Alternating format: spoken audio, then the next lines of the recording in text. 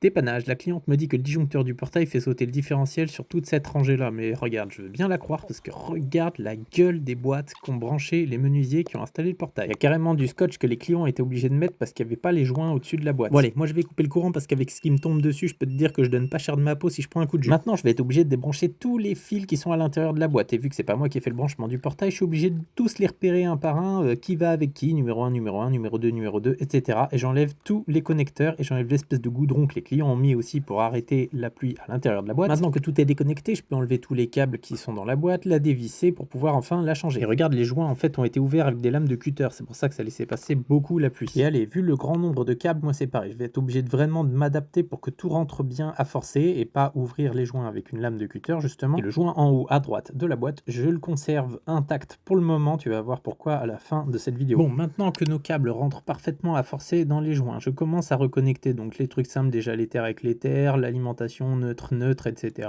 Et ainsi de suite pour tous les fils que j'ai repérés avec mon petit marqueur, même si cette fois-ci c'était pas évident à cause de la pluie. Et oui, une boîte étanche avec des presse-étoupe ça aurait été mieux, mais je crois que j'ai entre 7 et 8 câbles qui arrivent dans cette boîte, donc ça aurait fait une boîte assez énorme. Et quand c'est mal fait dès le départ, des fois c'est assez difficile de rattraper le truc. Allez, j'éponge les quelques gouttelettes qui ont réussi à se mettre dans cette boîte, on fait pareil, là il y a juste 6 fils dans cette boîte là, c'est beaucoup plus simple, on remonte le courant, on va faire un petit test pour voir que tout fonctionne bien sûr, surtout vu l'étape qui suit, donc en ouverture télécommande, il n'y a pas de souci, on va faire l'ouverture par bouton poussoir à l'intérieur, il n'y a pas de souci, donc allez c'est parti pour la suite. On va prendre notre super gel étanche pour les connexions en extérieur, donc en gros tu fais le super moite-moite, c'est vraiment pas compliqué à faire ça. D'ailleurs si je me souviens bien, je le laisse tout le temps en lien dans la bio ce truc là, parce que c'est vraiment un essentiel sur les connexions électriques sur l'extérieur. Et là le joint en haut à droite de la boîte que j'avais laissé vacant, je l'ouvre pour verser tout le gel étanche, j'appuie légèrement dessus pour qu'il prenne dans le gel, une fois que ce sera sec, ce sera parfaitement étanche. Et allez, on répète l'opération pour la deuxième boîte, et salut les disjonctés.